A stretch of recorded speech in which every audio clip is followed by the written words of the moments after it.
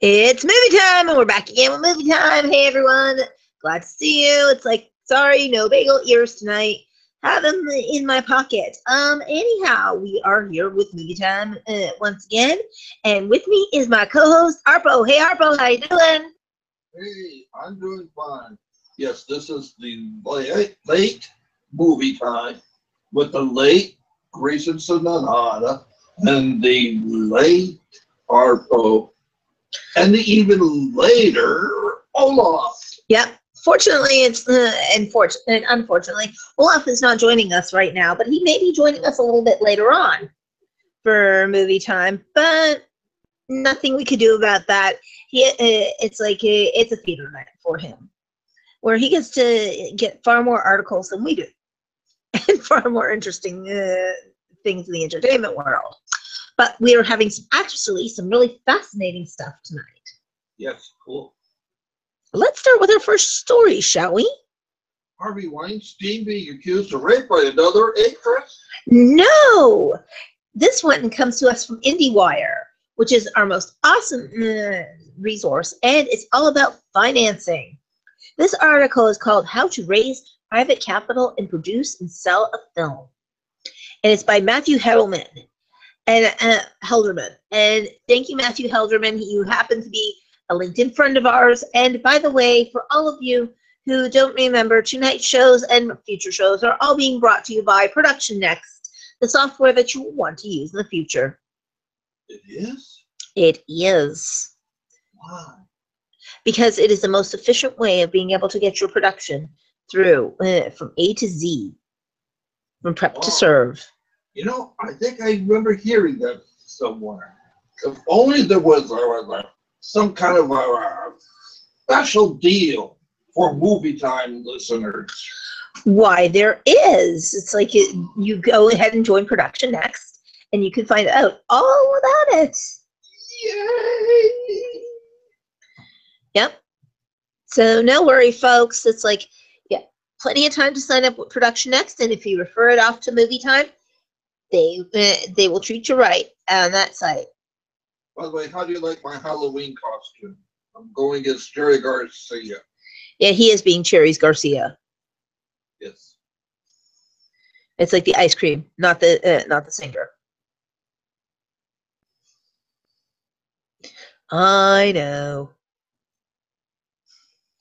But tonight's first story will cheer you up.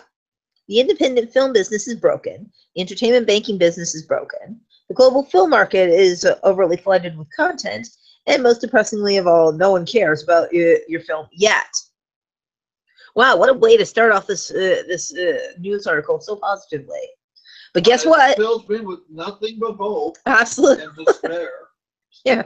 Well, guess what? It's like these polite truths illustrate how shifting paradigms have driven innovation and concluded in negative results.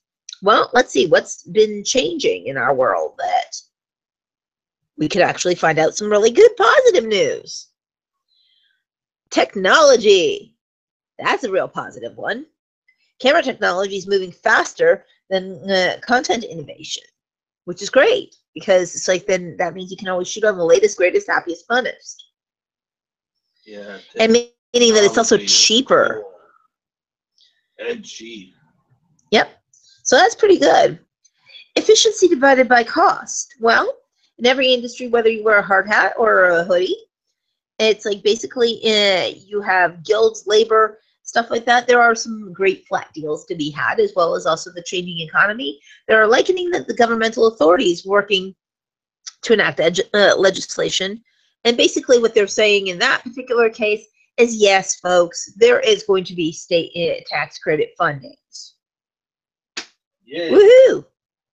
So yes, that is a positive. Also, in terms of the unions, yes, there are things that you can do to make your life cheaper. Number 3 on the list, global markets. Well, now that a filmmaker can digitally write, cast, shoot, and do all of that, it's like you can sell it everywhere. It all but collapsing the current international markets places. It's like basically what they're saying is that, yeah, there's now outlets everywhere. and places like the AFM, for one, that can sell your movies. It's like they basically are challenging the cipher, and impossible to profit in terms of markets. It's highly unlikely because you can sell it. It's diversity. It's diversity in the markets, and also it's like if you want to, you can self-distribute now. Yes, Shockaroo! I know. 15 tips on making your first micro-budget feature. So Matthew Helderman is a very interesting writer. Not exactly a positive article, but not exactly a negative article either. And basically what he's saying is that economic demands with changing marketplaces, any production, whether it's widgets, blockbuster, must pivot. So lowering budgets, casting talent, and international recruitment fund solutions for your financing. So there are also plenty of financing options, which brings us to a great segue here. And on Sunday, we are having a very special movie time due to our fundraising that's happening here in Chicago. That we will not be on our regular Friday and Saturday on our regular Friday time. But with us will be our very special guest in Michael Gianfrido. Yeah. For all of those who don't remember Michael Gianfrido, we've had a couple of interviews with him before, and he is a genius on film finance. He is the dude that you will want to see. I remember he was smart. Yep, he made very good points about the film industry. So he's definitely one that you're going to want to look out for. Now, recently during a meeting top executive financing department, he caught himself in normal discussions turning about profitability and ancillary benefits. Well, it's like, yes, we can now deal with ancillary markets too. And we're going to talk about all these wonderful things with Michael Gianfrido, as well as also, you know, it's like basically he's the founder with Michael Gianfrido. He's the founder of Dominant Entertainment, and you'll also find out some really interesting backstage hidden secrets of this industry and busting through.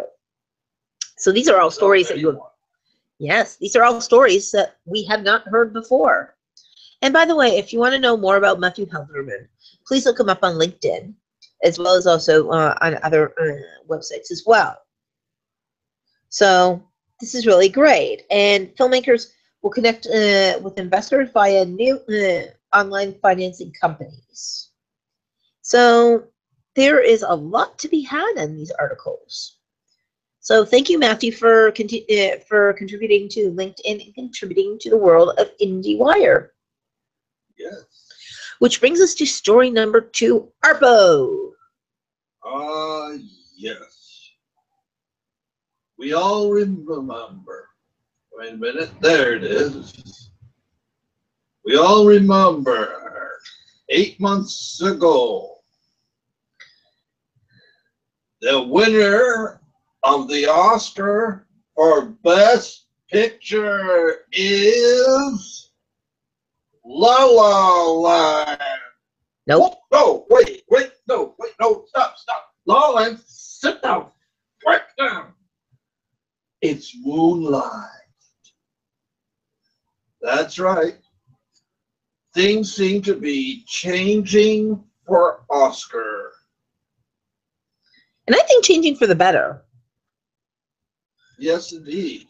I mean, here we have an LGBTQ film centered on the Black experience from a Black filmmaker winning Best Picture in the face of one of the most dominant contenders in the awards I've ever seen.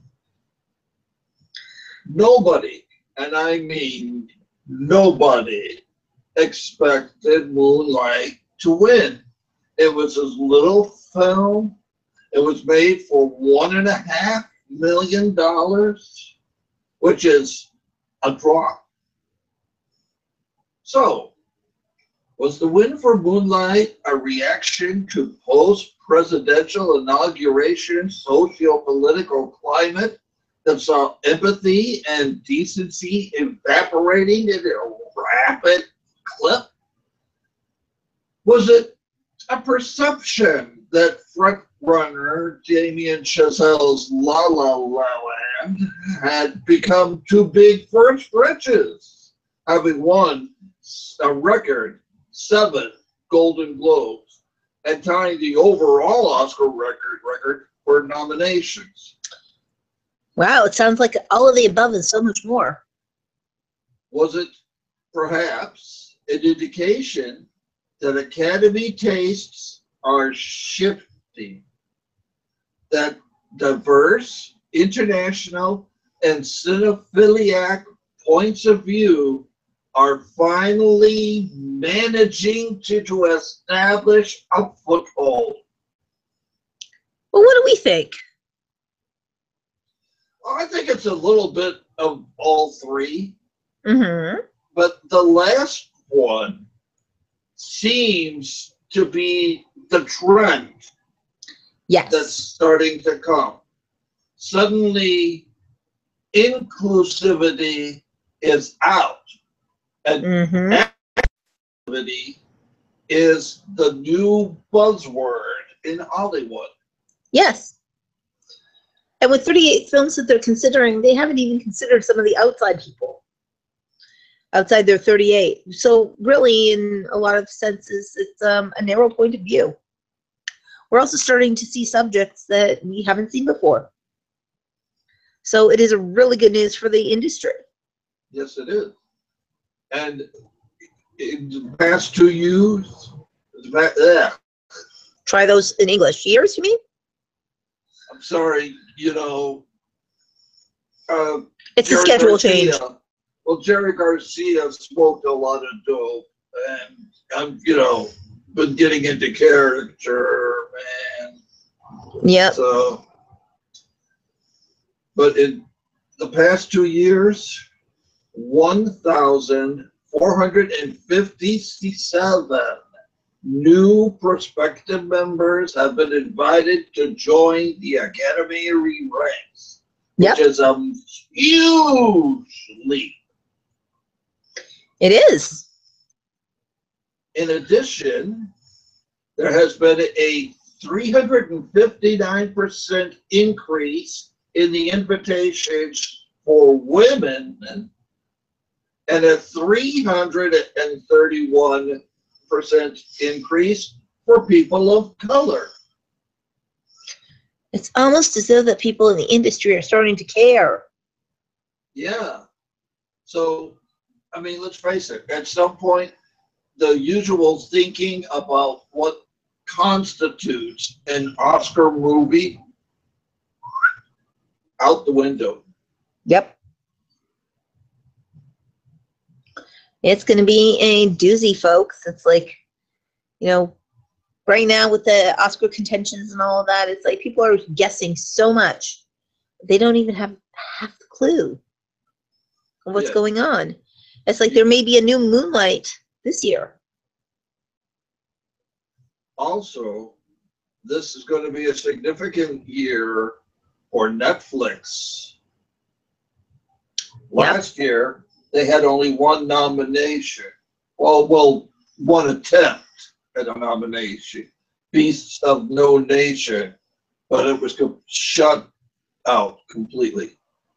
This year, they have Mudbound, a huge hit at Sundance, and Angelina Jolie's Cambodian foreign film entry, First They Killed My Father. Then there's those billboards outside of Ebbing, Missouri, Mark McDonough's dark comedy. It's very possible that Netflix might be walking away with their first Oscar. Well, Amazon did it last year, so why not Netflix this year? Indeed. More information on that on the Variety website. And thanks to Christopher Tapley. Thank you very much, Christopher Tapley. It's like it seems that we're getting some really interesting stuff coming up as of late. He seems to have a really good insight on where Oscar is going.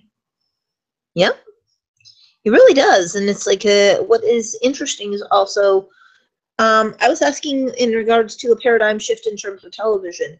We've gotten into a lot more sophisticated television in today's day and age, and also we're starting to get out of that whole entire superficial reality TV more into things of substance. Shows like This Is Us, things like that, in terms of even your regular episode, back to your TGIF days, things like that.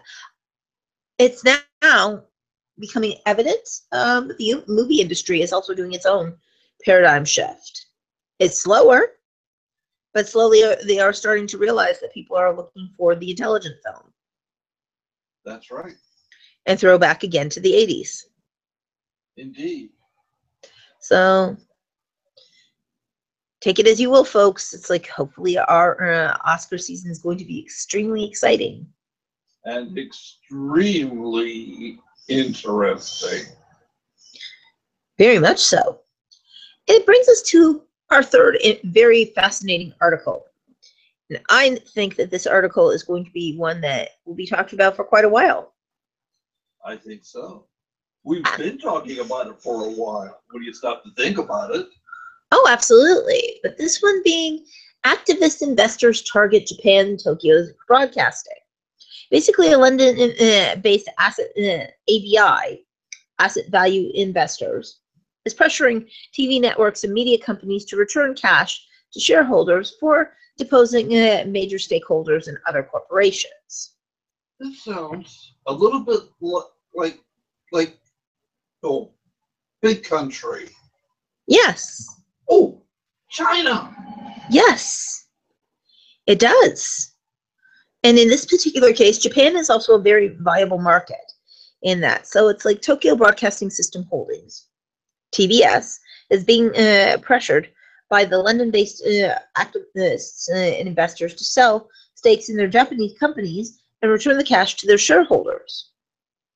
Well, it's like this also comes in the light of a very stupid Tom Barrack, who his company has decided to host behind Weinstein and to stay in its current place, even though Weinstein's company is in precarious situations.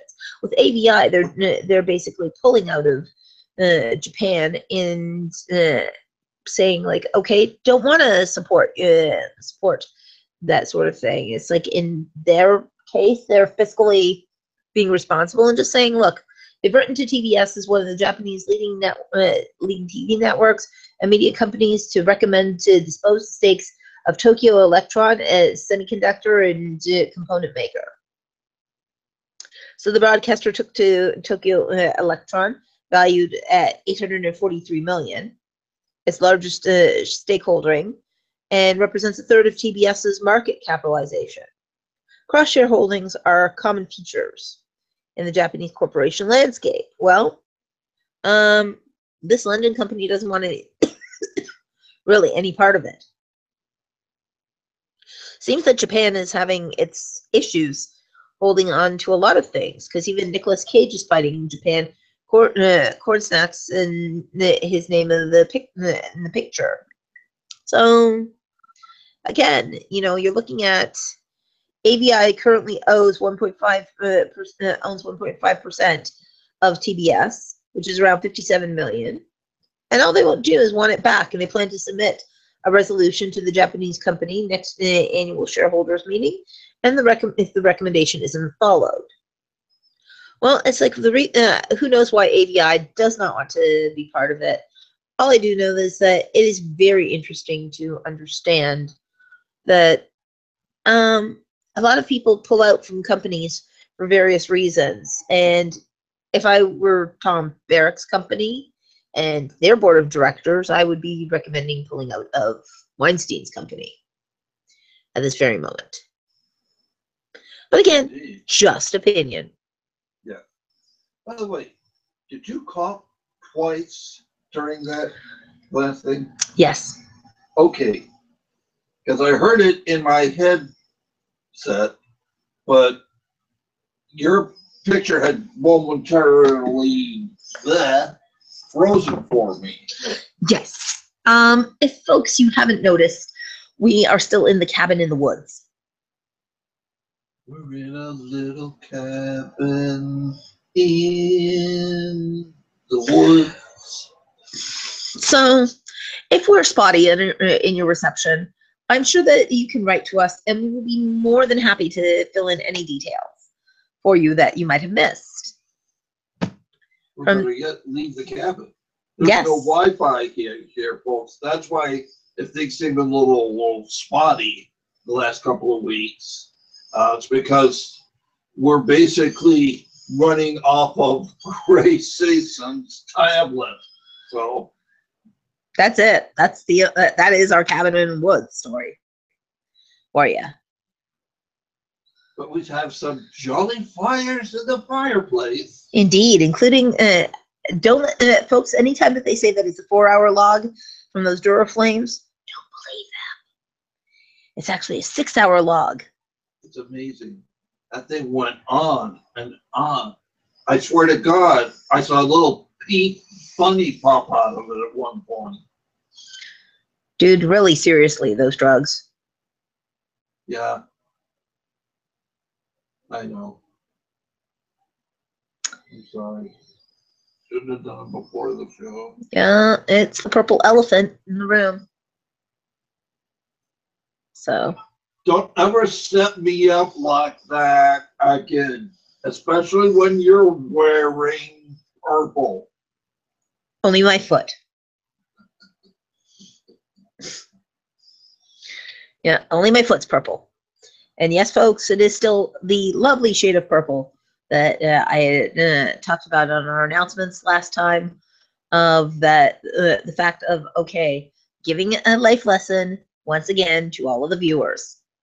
Walnuts, parks, high heels, and video cameras. Bad combination.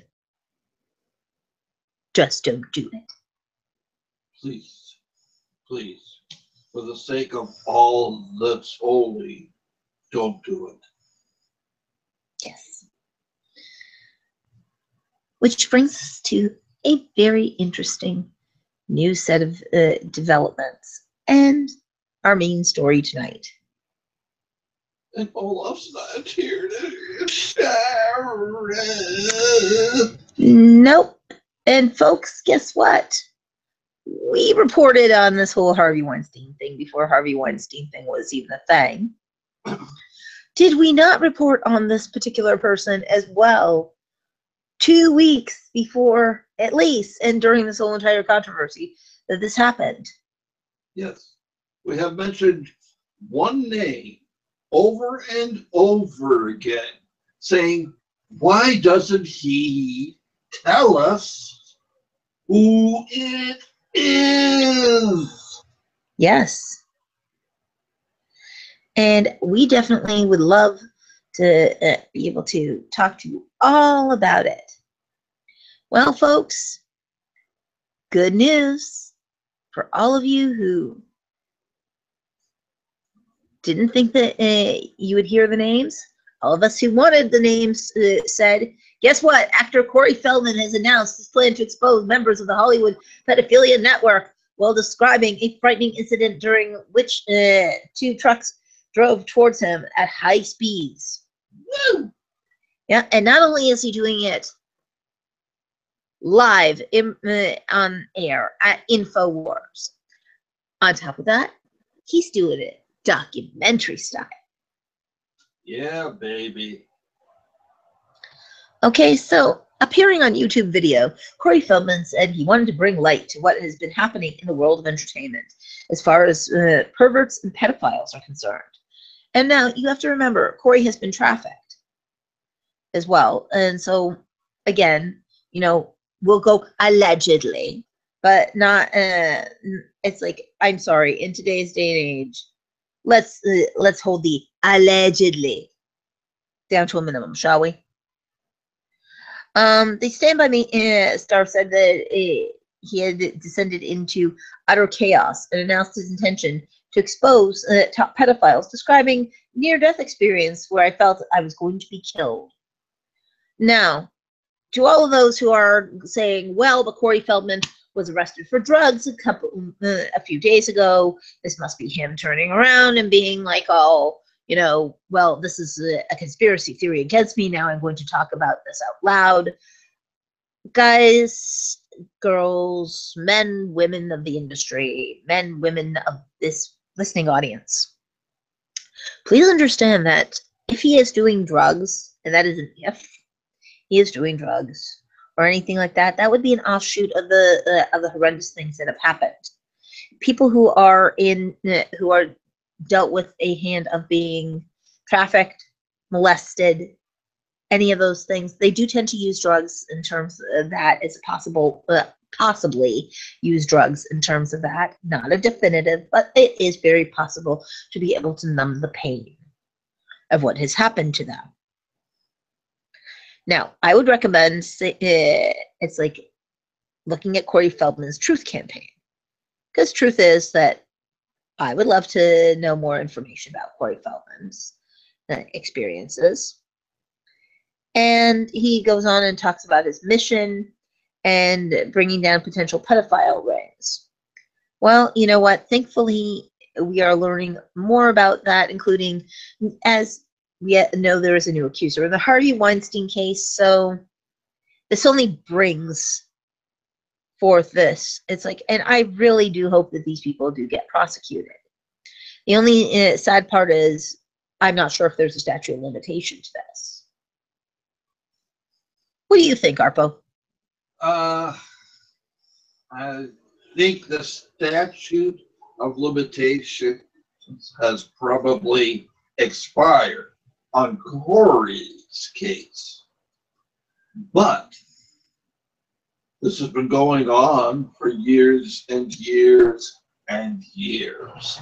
And Corey even says that he can name 6 names, one of them who is still very powerful today. And a story that links it all the way up to a studio, a major studio. Yep. And that is very scary. It's like basically he says that he's afraid of and living in fear. The pedophiles he plans to expose, fear that I know the truth. He also called his peers within the entertainment industry to reveal what they know. Yeah. Again, we have said the same thing. Name those names. Right. And he's going to make sure those names get named. Yes. Because he is directing, producing, writing, and distributing the film himself to guarantee a theatrical release. And honestly, it's like I am so glad that he is doing this. And if there's justice, his exposing these people should have no ramifications on him. Just like exposing the people to Weinstein's allegations. It's like, again, as we said, another rape victim of Weinstein's comes forward. It's like she basically talks about, and her name is Natasha Malitha. If I'm pronouncing it correctly, if I'm not, sorry, please go ahead, write me the proper way that you pronounce her last name. But again, you know, it's like there is no need to worry. It's like, really, Corey Feldman, this is an honest to goodness great thing. The more people who expose these people, the faster we get them out of the industry and we clean up the mess. Yes. And that is, Corey, explains, that is the reason he is doing this. Yeah, it's not for the fame, the glory, the wanting to have 15 more minutes in front of the camera. Probably if you asked him, it's like that would be one of the last things he worries about. Yeah. And you know what? This has also gone on since 1937, very first case that was written about a few days ago in a Yahoo article that we had talked about when Patricia, her name was Patricia Douglas, and she was suing MGM Studios for sexual assault that happened on her in 1937, and MGM swept it under the rug. So, and again, we'll all go alleged sexual assault. Those bastards. Well, you know what? No, I hope. I'm sorry. Those alleged bastards. Yes, those alleged bastards. So, bottom line is that, yeah, we are living in an industry world that really what we need to be doing is cleaning it up. And thankfully, Corey Feldman's looking for being able to do that. I would look out for his video on YouTube and definitely get more information, because our industry needs a cleanup. It needs, with people like James Tabalak.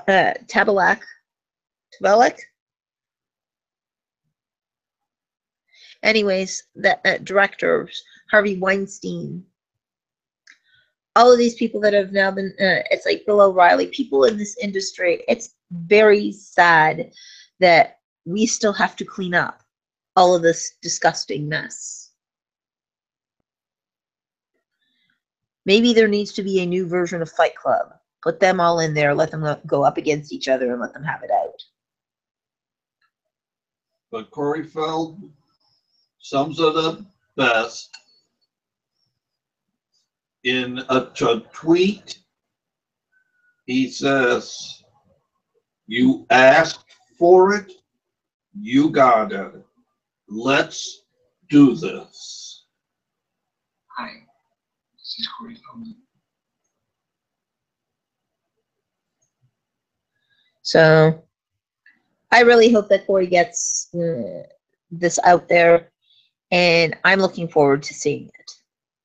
Coming to you today to talk to you about what's on everybody's mind. So there you go. That is some of the stories, which brings me to a final one for tonight of a great nod. As well as we also have two announcements. We lost two people in the industry today, Arbo. Yes, we did. Fats Domino, the man who invented rock and roll, passed away at the age of 89 just this morning. Yeah. Followed also by Robert Guillaume, Yes. our original Benson, and Soap. Yes, the only sane character on Soap. So really, folks, we are so sorry about the fact that that happened. And may their families find, you know, it's like both of them were 89 years old, and find their comfort and solace in knowing that our prayers go out to you guys. Yes. And we will never have another Blueberry Hill or another Benson. No, we shan't. So that one more quick little story. two Well, really, two quick little stories. a quick little picture that I just found from Taylor Swift's new video. Ready for it? Sure. Well, are you? Okay. So she is using machinima to put herself in a virtual reality state. Yes. In a very revealing Virtual reality pose. Reality state. Yes. Yes. That's a good one. Yes. So there's one for you all to watch for. My God. See ya. Yeah. Whew. And Okay. also, Enough for pornography corner. yes, which took about 10 seconds there. And we have our final quick article. Don't you forget about me. Could now be the time for a Breakfast Club remake? My answer to that is no. There was never a time for a Breakfast Club remake. John Hughes made an amazing movie. Why you would want to spoil this movie? This movie lives in the test of time, and there is no way that you could recapture that moment because millennials are too entitled. As many teen movies as John Hughes made, Breakfast Club was the only one that I would qualify as perfect. Yes. No, 16 Candles as well. 16 Candles was good, but it wasn't the Breakfast Club. No. It's like you had to live in that generation to understand it. It's like it would not ring to a millennial as true today, but it rings to all of us who are Gen Xers and those who are even Gen Yers. They get it. It's like Breakfast Club played to a time of anybody prior to these millennials who feel self-entitled. I was going to say, it played to us baby boomers too. Yeah. It's like, and basically the article goes on to state, if it ain't broke, don't fix it, right?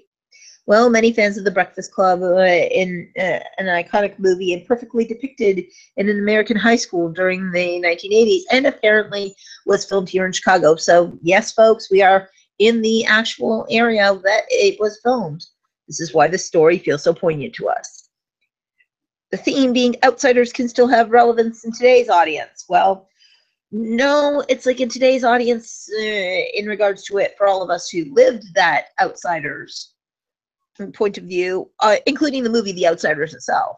It's like The Breakfast Club saying to our generation the fact that it's like to be different is to be good. To be popular is also to be understanding. So it's like 30 years later, should we remake it? No.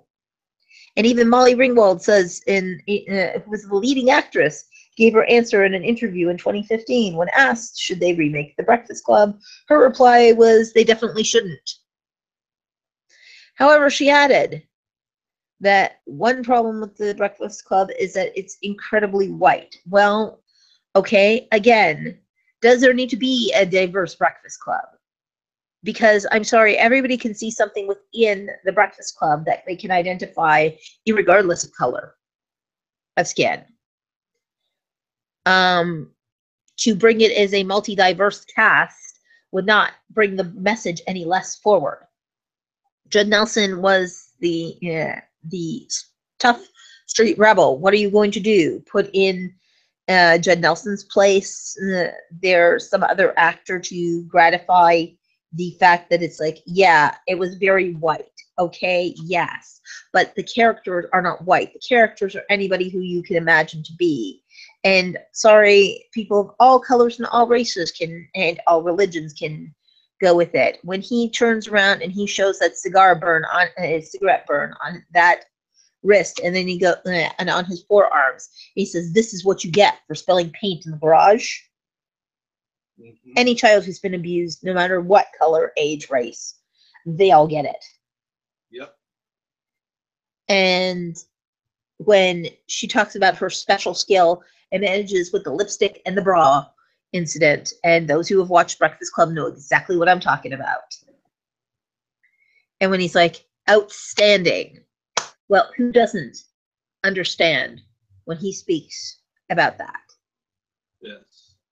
And when Ali Sheedy's character, it's like she talks about the fact of running away and jamming. It's like, who cannot relate to that of any color and race? Yeah. And that happens all the time. And Anthony Michael Hall's geek character, or the brains of the operation, again, it's like you do not have to be a person of, you can be a person of every race to do that. On the Goldbergs right now, they prove it with Dave Kim. Yeah. He is an Anthony Michael Hall type character. Exactly that. So, no, we do not need a new diverse Breakfast Club. We do not need a new Breakfast Club to begin with. John Hughes did it right.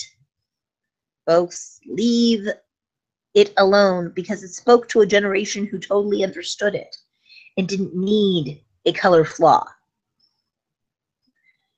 And the predicament for 2017, The Breakfast Club, is about who wouldn't have otherwise met connecting with each other. Well, yes, exactly. And this is the whole thing of diversity across lines.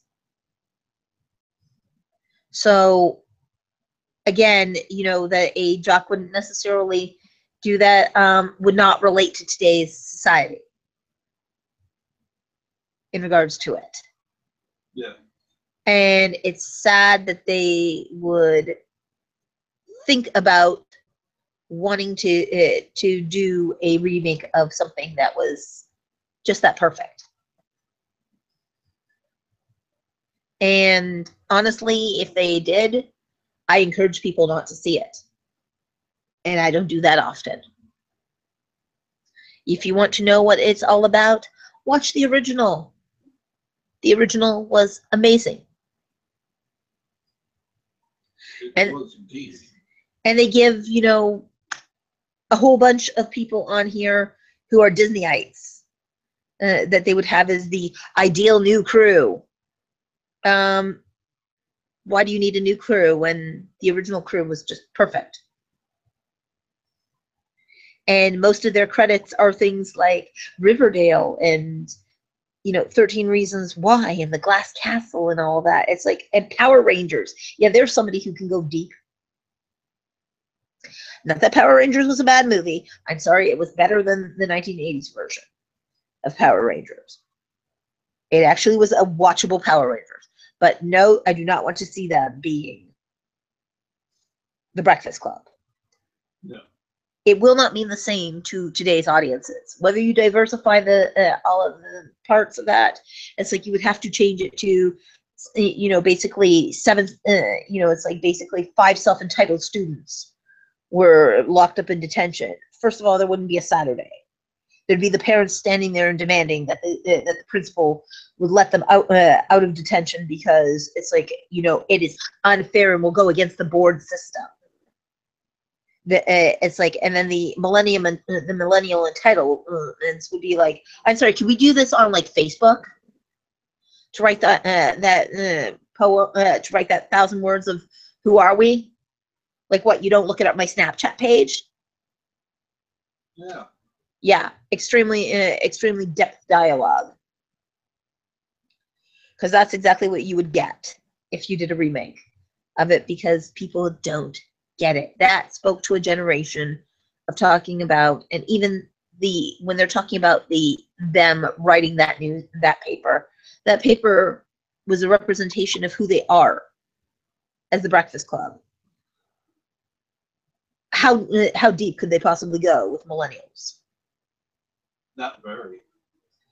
It's like, we're a group of people who don't understand social responsibility. We're a group of people as millennials who feel that we're entitled to everything. About the only thing that they would understand is, and I'm sorry, but you know what? It's like, let's call a spade here. They don't even understand how to socialize amongst one another. They would be sitting there and going, it's like, can I message you? It would be a movie of them spending all the time on their iPhones in the middle of a Saturday detention, if they were even allowed a Saturday detention. There wouldn't be that rich principal, and it's like it would mean nothing to anybody to hear, does Barry Manilow raid your wardrobe? Does Barry Manilow know that you raid his wardrobe? So it's like, again, the line that Bender gives to the principal or the janitor sitting in there and saying the clock is 20 minutes fast. It's like, wouldn't apply to today. And especially when he's like, you think I'm just an untouchable peasant? It's like, this doesn't ring true today, because it's like, maybe like, oh my God, isn't there an app to clean up this library? an app for that. So yeah, let's not remake a movie that was perfection. Maybe what we need to do is spend the time educating the millennials into modern day understanding those achievements. So with that being said, Arpo, how do they get you on social media again? Oh, yeah, that. If you want to be social, you can reach me on Facebook. If you want to talk a little business, you can reach me on LinkedIn. And of course, if you just want to chat, I love the chat. Yeah, let's chat on Skype. But make sure you tell me that you're a fan of Movietime, because I get far too many invitations to marriage from Armenian women and too many requests for my charge card numbers from robots.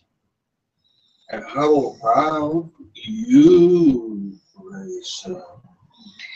Well, you can get me in through LinkedIn, Wikipedia, through Facebook, through www.pastlifeproductionsinc.net.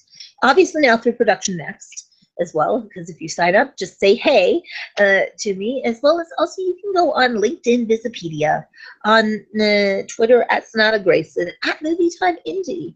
You could also reach me on any of the 16 podcasting stations, which I'm pretty sure you could do. And like I say, with 4 pages of internet footprint, you gotta be pretty silly not to be able to find me.